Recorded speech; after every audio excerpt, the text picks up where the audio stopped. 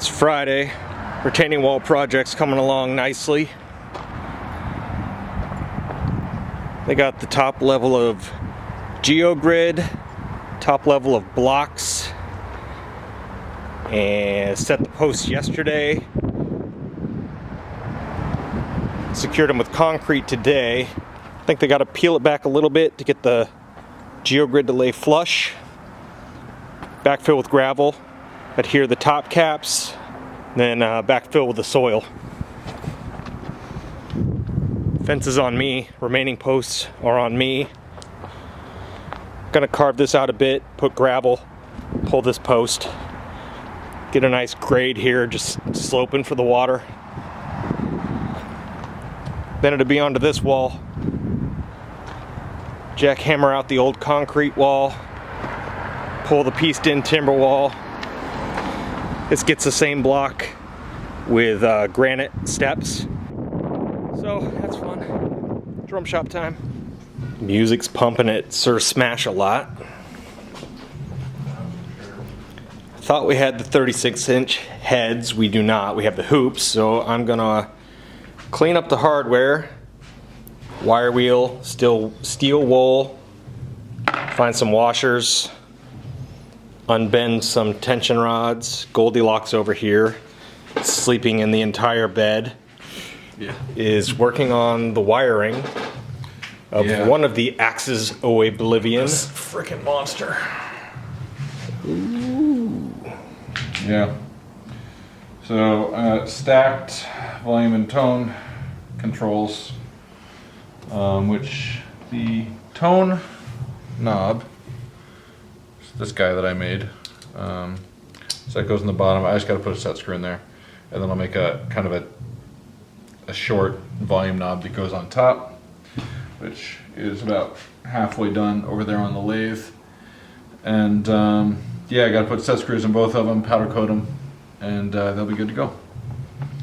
Wiring this should be dramatically easier than wiring these switches. This was a giant pain in the ass. I contacted the client though, and I was like, hey, you know, I know you have one of these that's going to your sweepstakes winner, and yeah, this was such a pain because there's so many wires because there's twice as much electronics as usual, and all the cavities have to be so small. But yeah, I emailed the client and asked if I could send them the first guitar as soon as possible, and then hang on to the second guitar for a little while because I really want to make a cool demo video with it. And that would also buy me more time to finish it. So I'm really just focusing on this one now, trying to get this one finished and set up so it plays really nicely. And then we will see what happens after that. Yeah, the difference in neck angle is because one side has a Floyd Rose, the other side has like a Gibson style two-pneumatic bridge and tailpiece. And so if you look at it from here, you can see that the neck angles have to be different because the way a Floyd Rose is set up, the fretboard is pretty much on the same plane as the body. But with like a Les Paul or any, you know, guitar that uses Gibson style hardware, you have to angle the neck back because of how high off the face of the body the bridge sits. So like anything Fender style, you don't have to do that. Which in retrospect, I don't know. I probably still wouldn't have done it differently. I mean, the difference in neck angle looks a little weird, but yeah, I can see it from the front. This is really the right hardware setup for this thing, so I think it was still the right call. Looks good for my house. I'll be here at the wire wheel, trying not to shave off my own knuckles.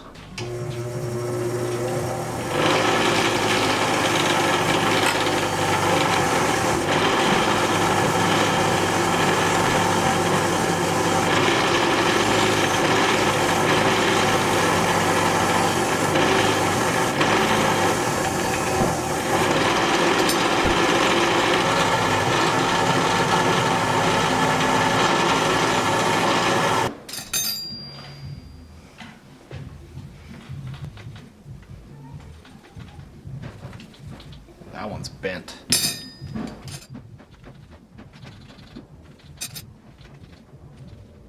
Good to go on these. Once we get the heads, we can assemble and get it out of here.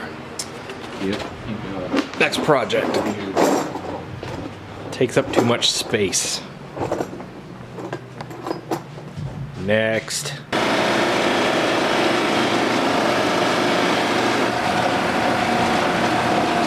Better. Kinda.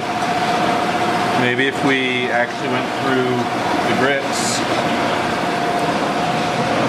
Trying to decide which one of these Premier shells looks better. Put all the T-rods on the wire wheel using the ultrasonic cleaner for all the lugs, the swivel nuts, the bolts.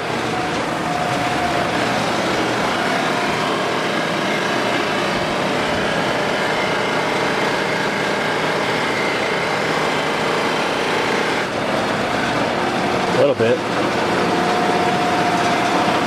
It's like when your old Star Wars ships turn yellow. It sucks. Yeah, I know. I'm just fixing them both.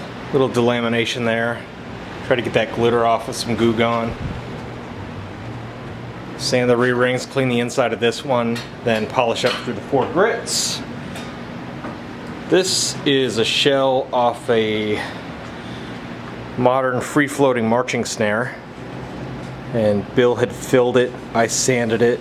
Just to get it flat, it's getting a veneer. I'm not sure what the veneer is, but we can call that one ready for the next step.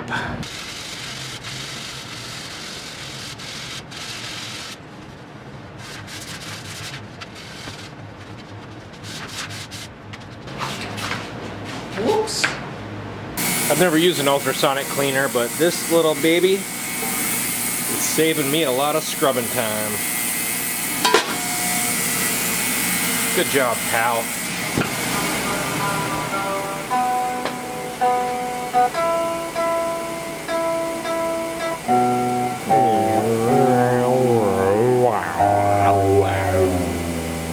Can probably come out of clamps. I got this one polished up through 4 stages. There's still some yellowing, but not as bad. Put back together. Everything's cleaned up. Another one of these has to be fabricated at some point. So back on the shelf she goes for now. Yeah, I mean, that's good progress though. Yep. I was gonna start back up on this bad boy, but it needs edges cut, the wrap cut down, wrap adhered, spacers for the lugs cut, and Bill's got to bounce soon. He's working on a strap mount, or he picked a location. It neck dives. Best option for stability and meat here. Second option here. Third up in the wing. That one worried us. There's not a lot of meat. This thing's glued on, a domino, but you don't want to put pressure to that joint. He's been fussing with some of the wiring.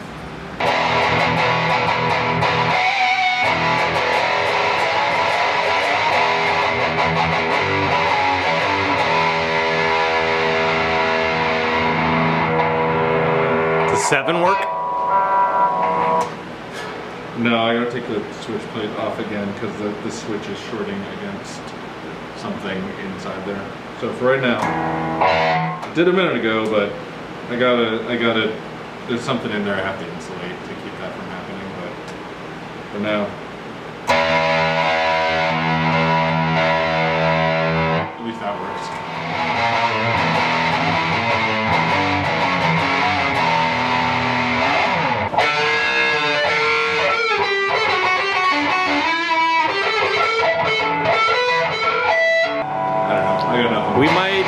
We might get a cease and desist from Lars, but definitely not from Kurt. Yeah. James had to play that anyway. Oh. Well, him neither.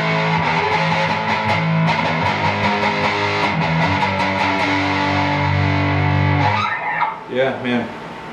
It's been so long since I actually played a guitar. I don't remember anything. Oh well. Yeah, what are you gonna do? Yeah, well, it's mostly a guitar. It's something, all right. Yeah.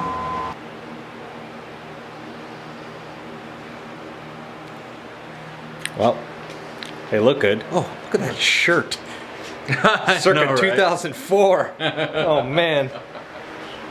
No, huh? That's good.